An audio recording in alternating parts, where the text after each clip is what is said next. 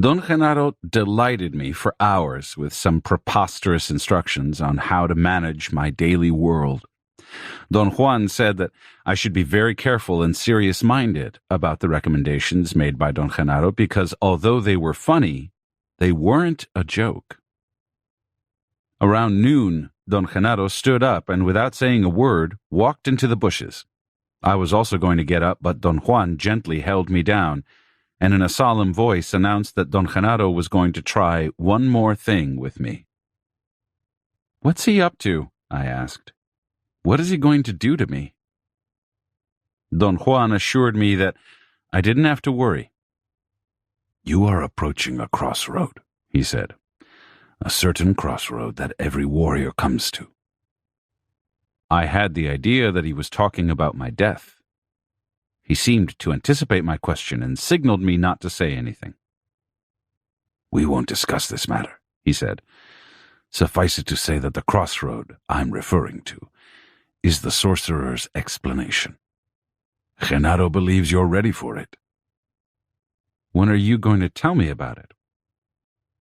"I don't know when. You are the recipient, therefore it is up to you. You will have to decide when." "What's wrong with it right now?" "To decide doesn't mean to choose an arbitrary time," he said. "To decide means that you have trimmed your spirit impeccably, and that you have done everything possible to be worthy of knowledge and power. Today, however, you must solve a little riddle for Genaro. He's gone ahead of us, and he'll be waiting somewhere in the chaparral. No one knows the spot where he'll be, or the specific time to go to him. If you're capable of determining the right time to leave the house, you will also be capable of guiding yourself to where he is." I told Don Juan that I couldn't imagine anyone being able to solve such a riddle. "How can leaving the house at a specific time guide me to where Don Genaro is?" I asked. Don Juan smiled and began to hum a tune. He seemed to enjoy my agitation. "That's the problem which Genaro has set up for you," he said. "If you have enough personal power, you will decide with absolute certainty the right time to leave the house. How leaving at the precise time will guide you is something that no one knows, and yet, if you have enough power, you yourself will attest that this is so." "But how am I going to be guided, Don Juan?" "No one knows that either." "I think Don Genaro is pulling my leg." "You better watch out then," he said. "If Genaro is pulling your leg, he's liable to yank it out." Don Juan laughed at his own joke. I couldn't join him. My fear about the inherent danger of Don Genaro's manipulations was too real. "Can you give me some clues?" I asked. "There are no clues," he said cuttingly. "Why does Don Genaro want to do this?" "He wants to test you," he replied. "Let's say that it is very important for him to know whether you can take the sorcerer's explanation. If you solve the riddle, the implication will be that you have stored enough personal power and you're ready. But if you flub it, it'll be because you don't have enough power, and in that case the sorcerer's explanation won't make any sense to you. I think that we should give you the explanation regardless of whether you understand it or not. That's my idea. Genaro is a more conservative warrior. He wants things in their proper order, and he won't give in until he thinks you're ready." "Why don't you just tell me about the sorcerer's explanation yourself?" "Because Genaro must be the one who helps you." "Why is that so, Don Juan?" "Genaro doesn't want me to tell you why," he said. "Not yet." "Would it hurt me to know the sorcerer's explanation?" I asked. "I don't think so." "Please, Don Juan, tell me then." "You must be joking. Genaro has precise ideas on this matter, and we must honor and respect them." He made an imperative gesture to quiet me. After a long, unnerving pause, I ventured a question. "But how can I solve this riddle, Don Juan?" "I really don't know that. Thus, I can't advise you what to do," he said. Genaro is more efficient. He designed the riddle just for you. Since he's doing this for your benefit, he's attuned to you alone. Therefore, only you can pick the precise time to leave the house. He will call you himself and guide you by means of his call. What will his call be like? I don't know. His call is for you, not for me. He'll be tapping your will directly. In other words, you must use your will in order to know the call. Genaro feels that he must make sure at this point that you have stored sufficient personal power to enable you to turn your will into a functioning unit. Will was another concept which Don Juan had delineated with great care, but without making it clear. I had gathered from his explanations that will was a force that emanated from the umbilical region through an unseen opening below the navel, an opening he had called the gap. Will was allegedly cultivated only by sorcerers. It came to the practitioners veiled in mystery and purportedly gave them the capacity to perform extraordinary acts. I remarked to Don Juan that there was no chance that anything so vague could ever be a functioning unit in my life. That's where you're wrong, he said. The will develops in a warrior in spite of every opposition of the reason. Can't Don Genaro, being a sorcerer, know whether I'm ready or not without testing me? I asked. He certainly can, he said. But that knowledge won't be of any value or consequence because it has nothing to do with you. You are the one who's learning. Therefore, you yourself must claim knowledge as power, not Genaro. Genaro is not concerned with his knowing as much as with your knowing. You must find out whether or not your will works. This is a very difficult point to make. In spite of what Genaro or I know about you, you must prove to yourself that you are in the position to claim knowledge as power. In other words, you yourself have to be convinced that you can exercise your will. If you're not, then you must become convinced today. If you cannot perform this task, then Genaro's conclusion will be that regardless of what he might see about you, you're not ready yet. I experienced an overwhelming apprehension. Is all this necessary? I asked. It's Genaro's request, and it must be obeyed, he said in a firm but friendly tone. But what does Don Genaro have to do with me? You may find that out today, he said, and smiled. I pleaded with Don Juan to get me out of that intolerable situation and explain all the mysterious talk. He laughed and patted my chest and made a joke about a Mexican weightlifter who had enormous pectoral muscles but couldn't do heavy physical labor because his back was weak. Watch those muscles, he said. They shouldn't be just for show.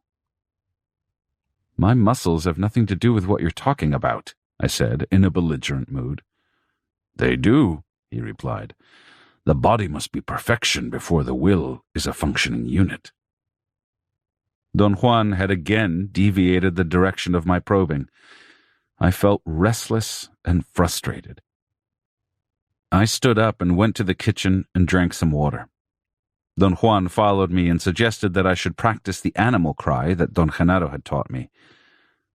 We walked to the side of the house. I sat on a pile of wood and involved myself in reproducing it. Don Juan made some corrections and gave me some pointers about my breathing. The end result was a state of complete physical relaxation. We returned to the Ramada and sat down again. I told him that sometimes I felt irked with myself because I was so helpless. There is nothing wrong with the feeling of being helpless, he said. All of us are most familiar with it. Remember that we have spent an eternity as helpless infants. I have already told you that at this very moment you are like an infant who can't get out of the crib by himself, much less act on his own. Genaro gets you out of your crib, let's say, by picking you up. but an infant wants to act, and since he can't, he complains.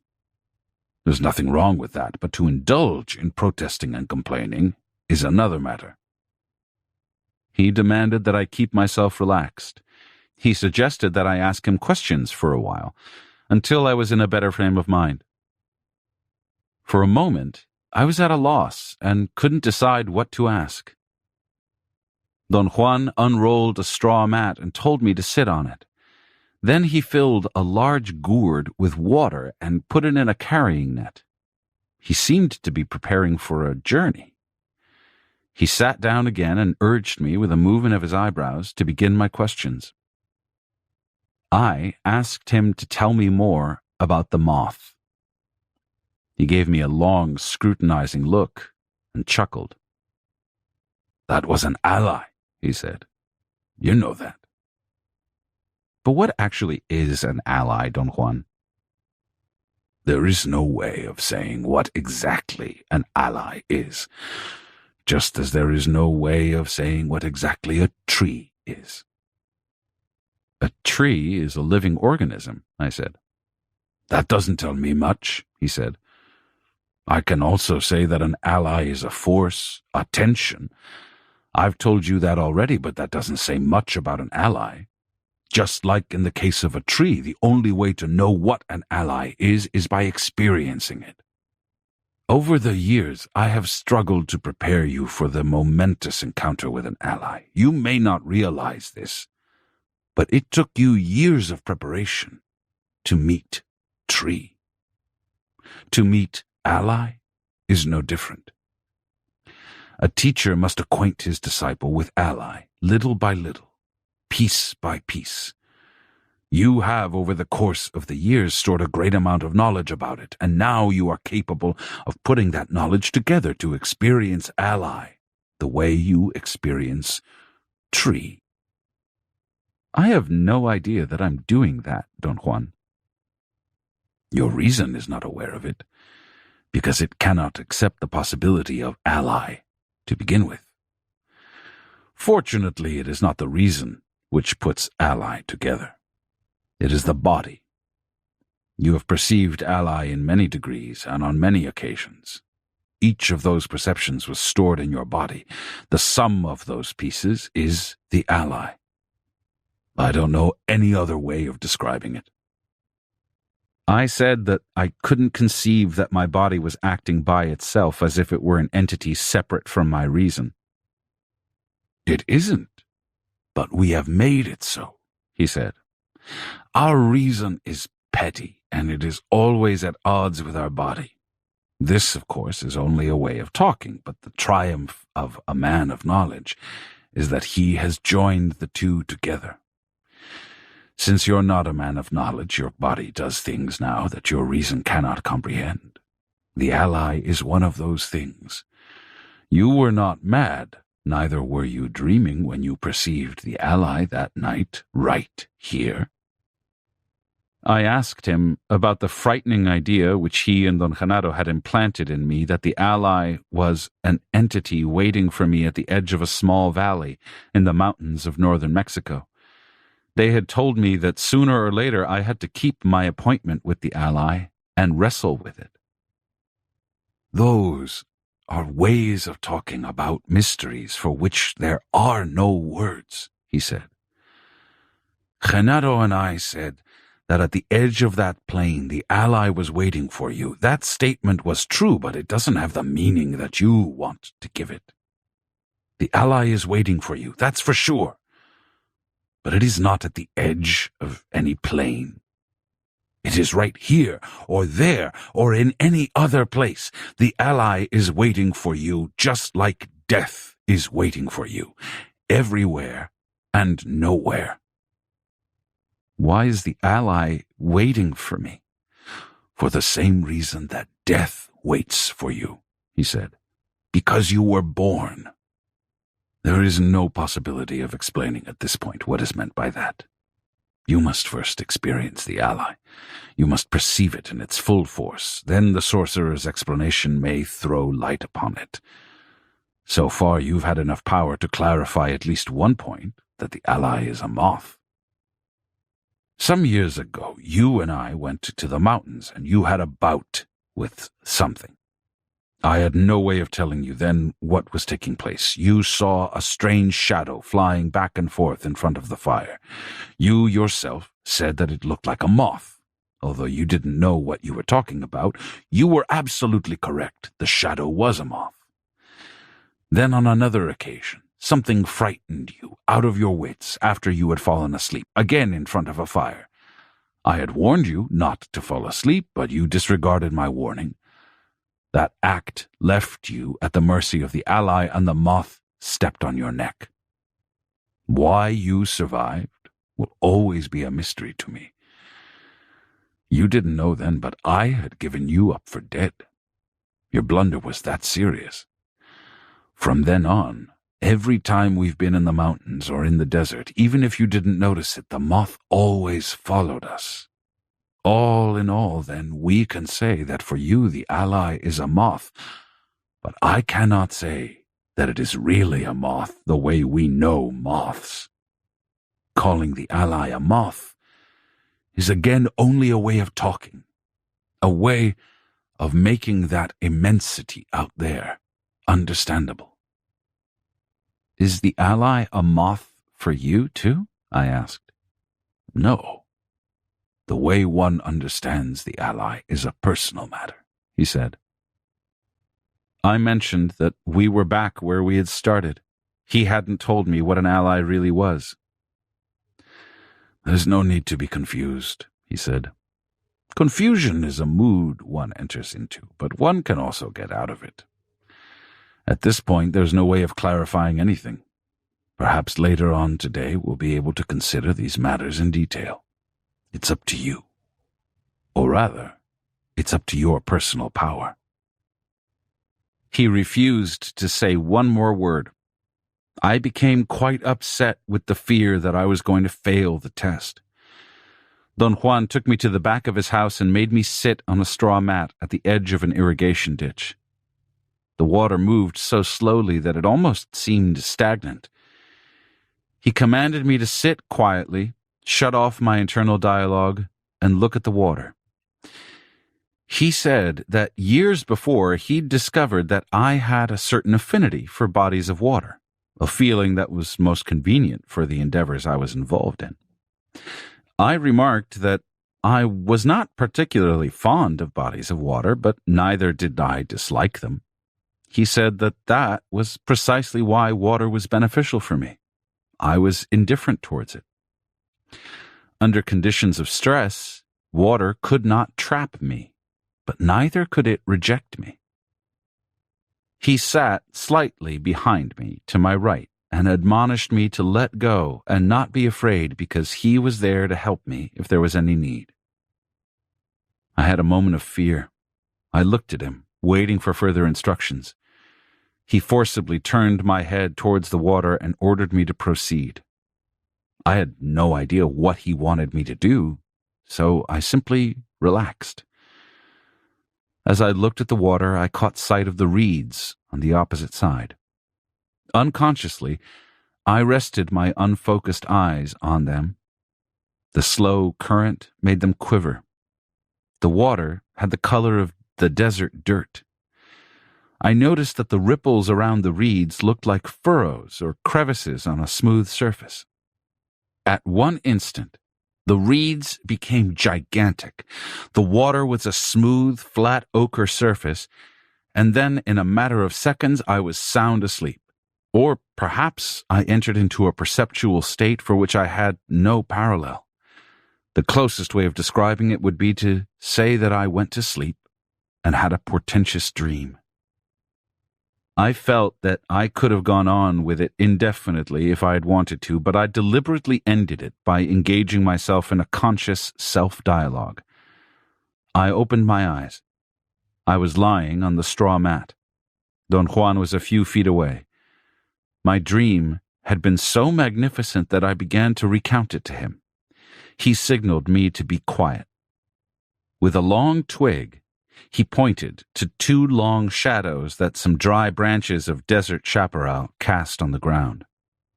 The tip of his twig followed the outline of one of the shadows as if it were drawing it. Then it jumped to the other and did the same with it.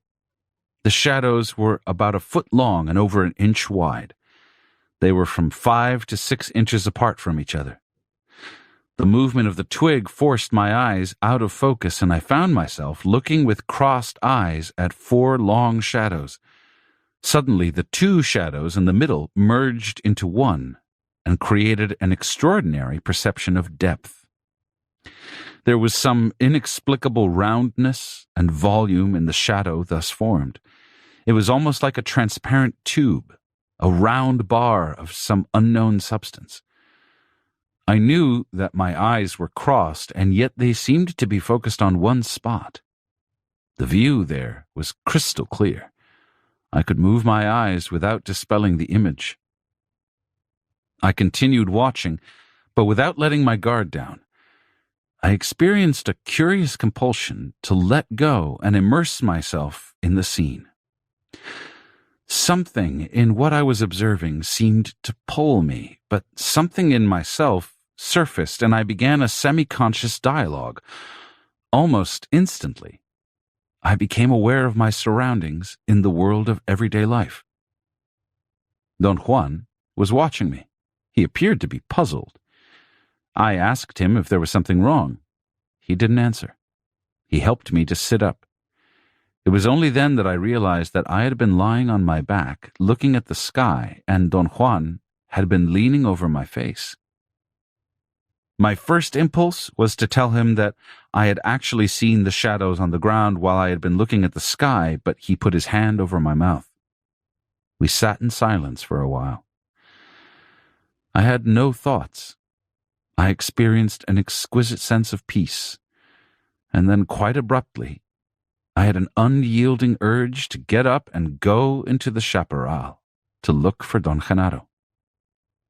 I made an attempt to speak to Don Juan. He jutted his chin and twisted his lips as a silent command not to talk. I tried to assess my predicament in a rational manner. I was enjoying my silence so much, however, that I didn't want to bother with logical considerations. After a moment's pause, I again felt the imperious need to walk into the bushes. I followed a trail. Don Juan tagged along behind me, as if I were the leader.